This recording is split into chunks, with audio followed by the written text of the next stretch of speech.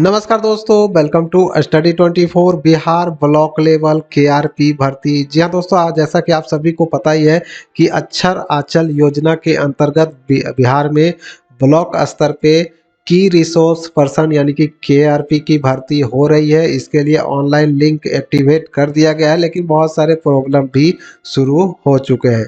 तो आप लोगों का जो कमेंट था उसके अनुसार मैं ये वीडियो आप लोगों के लिए लेकर आया हूँ। जैसा कि ओटीपी नहीं आ रहा है, क्योंकि बहुत सारे कैंडिडेट यही शिकायत कर रहे हैं कि जीमेल का ओटीपी नहीं आ रहा है। मोबाइल का तो आ जा रहा है, लेकिन जीमेल का ओटीपी नहीं आ रहा है। तो क्या कर सकते हैं इसके बारे में जानेंगे। जनरल ओबीसी इस फॉर्म को भर सकते हैं कि नहीं भर सकते हैं, इसके बारे में भी जानेंगे, क्योंकि इसके बारे में बहुत कंफ्यूजन है लोगों के बीच में। तो कितने साल की नौकरी है ये भी जानेंगे। जॉब में क्या काम करना पड़ेगा, अगर आपकी नौकरी हो जाती है इसमें तो क्या काम करना पड़ेगा, या फिर इसमें जो सैलरी 10,000 फिक्स की गई है तो आगे चलकर ये सैलरी बढ़ेगी कि नहीं बढ़ेगी, इसके बारे में भी चर्चा करेंगे। तो ज़्यादा से ज़्यादा वीडियो को शेयर कर दीजिएगा, लाइक कर दीजिए, चैनल को सब्सक्राइब कर लीजिए पल पल की अपडेट के लिए। आगे बढ़ते हैं तो यहाँ पे देख सकते हैं नोटिफिकेशन के ही माध्यम से मैं आपको सब कुछ दिखाने वाला हूँ। जैसा कि अगर हम बात करें कि ऑनलाइन लिंक की, तो देखिए अप्लाई ऑनलाइन जो है लिंक रोजगारबिहार.com पे ऑलरेडी उपलब्ध है। तो जैसा ही अगर आप यहाँ पे रजिस्ट्रेशन पे क्लिक करते हैं तो ऑनलाइन पोर्टल तो यहाँ पे खुल जाती है। ठीक है, ऑनलाइन पोर्टल खुल जाती है, लेकिन इसमें प्रॉब्लम ये है, ये देखिए रजिस्ट्रेशन फॉर्म खुल चुका है। यहाँ पे सबसे पहले आपको पोस्ट अप्लाई के लिए सेलेक्ट करना होता है, की रिसोर्स पर्सन पे क्लिक करते हैं। फिर इसके बाद नेक्स्ट जो है यहाँ पे आप देख पा रहे होंगे आपके पास लिटरेसी, देखिए यहाँ पे पूछता है कि लिटरेसी एक्सपीरियंस है कि नहीं। लिटरेसी मतलब साक्षरता अभियान से अगर आपने जुड़कर पहले काम किया है तो उसका अनुभव अगर आपके पास है तो आप इसमें लिटरेसी वाले में यस करेंगे, अगर नहीं है तो नो करेंगे। पहले इसको हम लोग समझ लेते हैं आखिर लिटरेसी एक्सपीरियंस है क्या।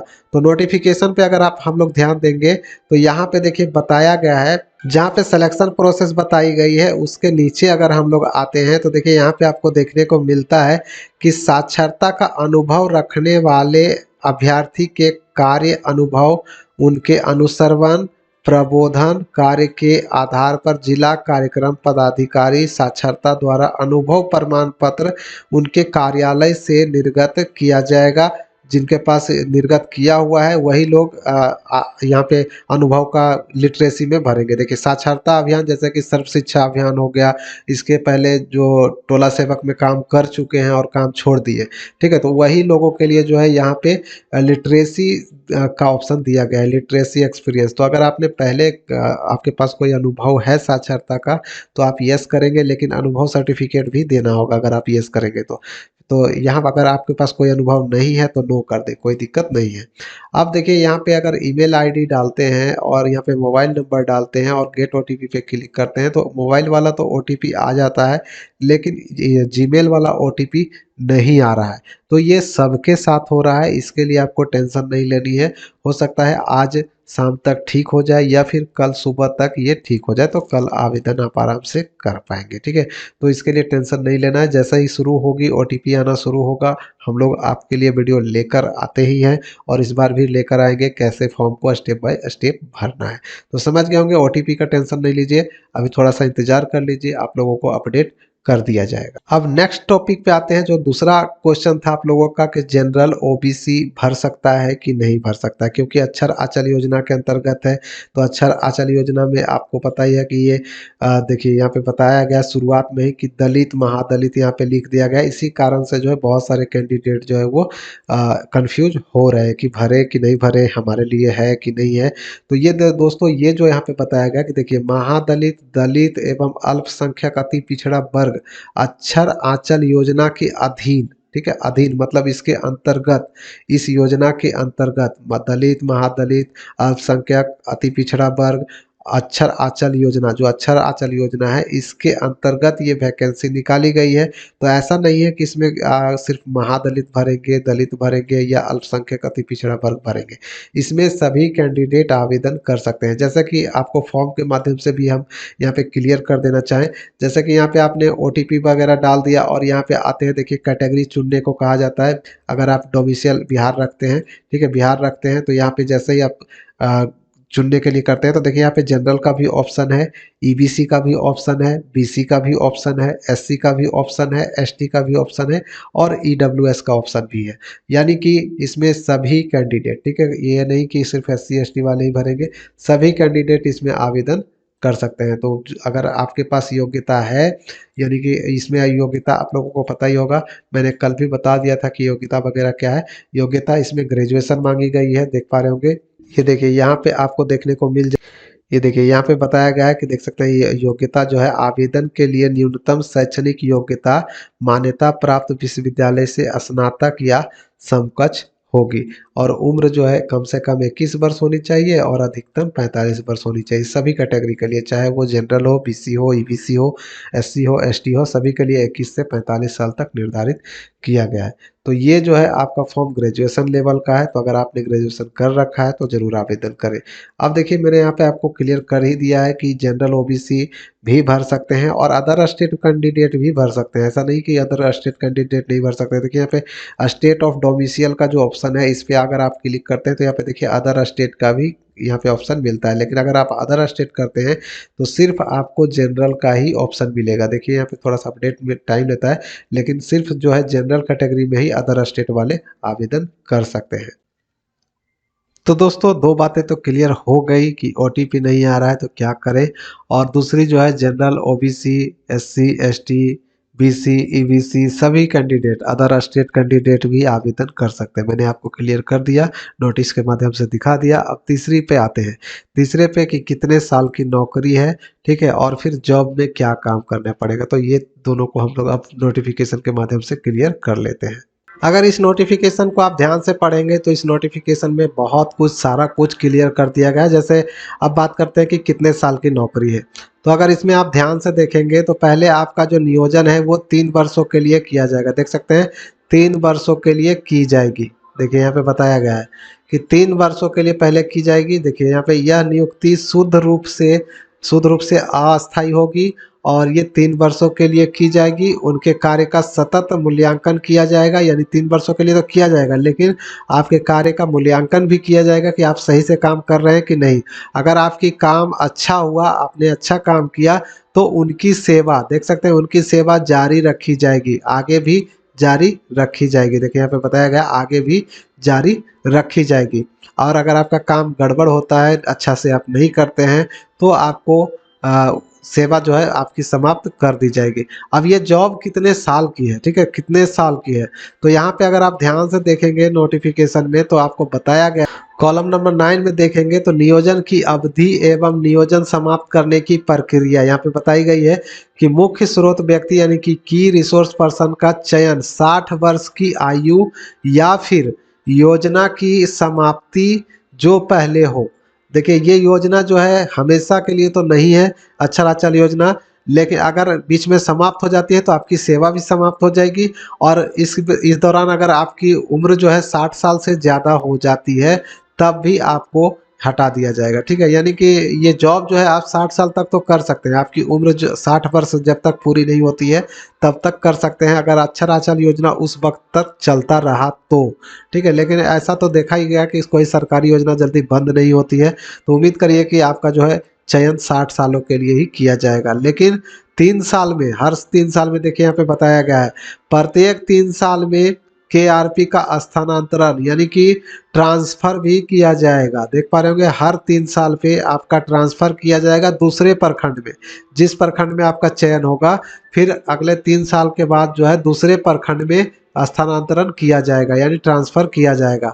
आवश्यकता अनुसार विशेष परिस्थिति में प्रशासनिक दृष्टिकोण से जिला कार्यक्रम पदाधिकारी द्वारा जिला पदाधिकारी के अनुमोदन उपरांत 3 वर्ष के भीतर भी केआरपी का स्थानांतरण यानी कि ट्रांसफर जो है जिले के दूसरे प्रखंड में किया जा सकता है।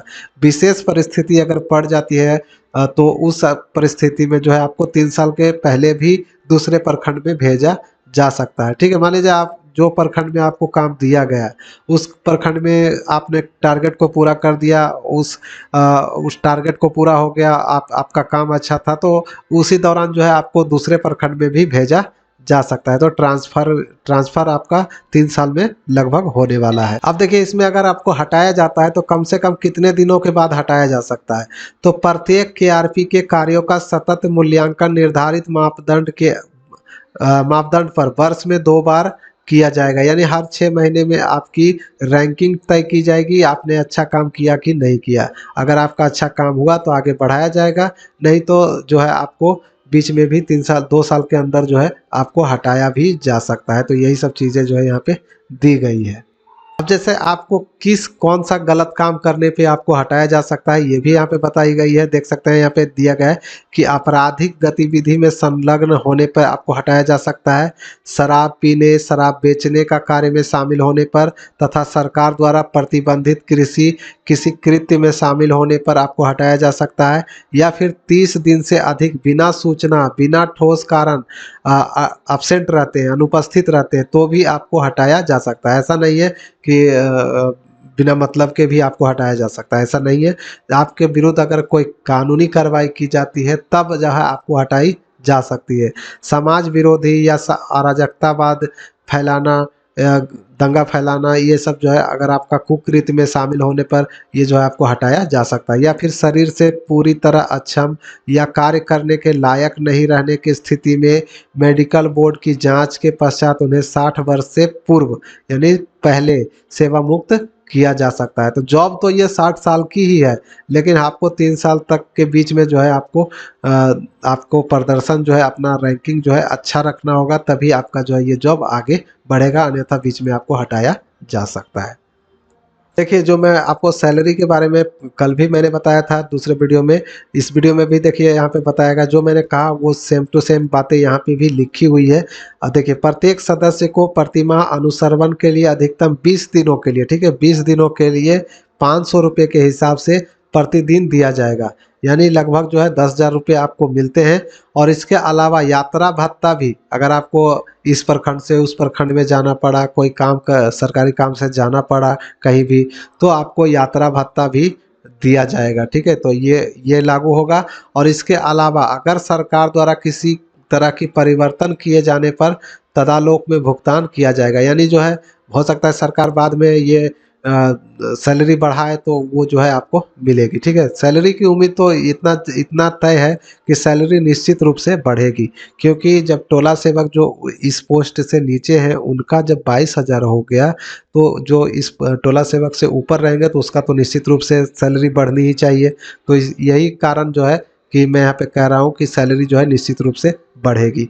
चलिए आते हैं अब चौथे सवाल पे कि जॉब अगर आपको लग जाती है ये वाली, तो काम क्या करना पड़ेगा। तो ये सब सारी चीज़ें नोटिफिकेशन में दी गई। देखिए मुख्य स्रोत व्यक्ति केआरपी का कर्तव्य एवं दायित्व में अगर आप देखते हैं तो यहाँ पे बताया गया कि सभी केआरपी को अपने अपने प्रखंड में साक्षरता कार्यक्रम का प्रबोधन करना, अनुसरण करना, प्रशिक्षण दिलवाना, योजना निर्माण करना, कार्यान्वयन करना, यानी जो भी योजना लागू की जाती है सरकार के द्वारा साक्षरता से जुड़ा हुआ, और जो आपके प्रखंड शिक्षा पदाधिकारी होंगे, देखिए यहाँ पे बताया गया है प्रखंड शिक्षा पदाधिकारी या फिर जिला शिक्षा पदाधिकारी के द्वारा जो भी आपको निर्देश मिलेगा, यानी जो भी आपको ऑर्डर मिलेगा साक्षरता से जुड़ा हुआ, वो काम आपको करना है और करवाना है। जो टोला सेवक होंगे, तालीमी मरकज होंगे, वो आपके अंडर में आएंगे, यानी आपके नीचे रहेंगे, तो उनसे सारा काम करवाना, कैसे करना है ये सब सारा कुछ बताना, ठीक है। ये सब कैसे आपको लागू करवाना, ये सब आपका काम होगा। तो साक्षरता से जुड़ा हुआ ही इसमें आपको काम करना है, यानी पढ़ाई लिखाई से जुड़ा हुआ। तो सभी केंद्रों का संचालन, बच्चों की शिक्षा तथा महिला साक्षरता में प्रखंड की उपलब्धि, नामांकन, उपस्थिति और गुणवत्ता उनके कार्य का लक्ष्य होगा। यानी कि जो प्रखंड स्तर पे उपलब्धि है, जैसे कि कोई स्कूल में बहुत सारे स्कूल तो खोल ही दिए गए हैं सरकार की तरफ से, लेकिन नामांकन बहुत कम है, एडमिशन कम है। तो एडमिशन कैसे बढ़ाया जाए, तो उसमें टोला सेवक का मदद करना आपका काम होगा। उपस्थिति कैसे बढ़ाया जाए, जैसे कि बच्चे एडमिशन तो ले लेते हैं लेकिन स्कूल जाते ही नहीं है, तो कैसे बच्चे स्कूल में जाएं, अटेंडेंस बने, उपस्थित रहें, वहाँ पढ़ें, इसकी व्यवस्था आपको करनी पड़ेगी और टोला सेवक से आपको करवानी पड़ेगी। और उनकी गुणवत्ता कैसे काम चल रहा है वो सब आपको देखना रेखना आपका काम होगा, ठीक है। और ऐसा भी नहीं है कि आपको इनकी भूमिका की जांच करने या निरीक्षण करने की नहीं होगी। यहाँ पे बताया गया है कि इनकी भूमिका जो है जांच करने की और निरीक्षण करने की नहीं होगी। मान लिया जाए जो टोला सेवक पहले से कार्यरत हैं, ठीक है, वो अच्छा काम कर रहे हैं कि नहीं कर रहे हैं उससे आपको लेना देना नहीं है। आप उसकी जांच नहीं कर सकते हैं, उसका निरीक्षण नहीं कर सकते, सिर्फ आपको हेल्प करना है उनका। कोई भी योजना जो सरकारी चल रही है साक्षरता से जुड़ा हुआ, तो टोला सेवक और तालीमी मरकज का जो काम है उसमें आपको हेल्प करना आपका काम होगा। उनको ना आप हटा सकते हैं, ना उनको कुछ कह सकते हैं, यानी आपका जो है परामर्शी के रूप में आपको काम करना होगा, सलाहकार के रूप में। इसके नीचे ही देखिए यहाँ पे लिखा गया है कि केआरपी अपने कार्य क्षेत्र वाले प्रखंड के निर्धारित टोलों में संचालित साक्षरता केंद्र एवं कोचिंग सेंटर का अनुसरण एवं प्रबोधन करेंगे तथा शिक्षा सेवकों का उत्साह वर्धन करेंगे। देखिए शिक्षा जो मैं बोल रहा था बिल्कुल सेम टू सेम बातें यहाँ पे भी दे दी गई है। शिक्षा सेवक यानी कि टोला सेवक, ठीक है, टोला सेवक का ही नाम बदलकर शिक्षा सेवक और तालीमी मरकज किया गया है। तो इन्हीं का जो है उत्साहवर्धक यानी आपको उनका काम करवाना, देखना रेखना जो है आपको उनसे करवाना, अच्छे से काम करे ताकि सरकार जो साक्षरता अभियान है वो अच्छे से चल सके। यही आपका दायित्व होगा। उनका यह दायित्व होगा कि उनके कार्य क्षेत्र के अंतर्गत आने वाले टोले के सभी बच्चे प्रतिदिन विद्यालय जाएं तथा महिलाएं साक्षरता प्राप्त कर जागरूक बने एवं उन्हें सरकारी योजनाओं का लाभ मिल सके। यही सब काम जो है सुनिश्चित आपको करवाना पड़ेगा।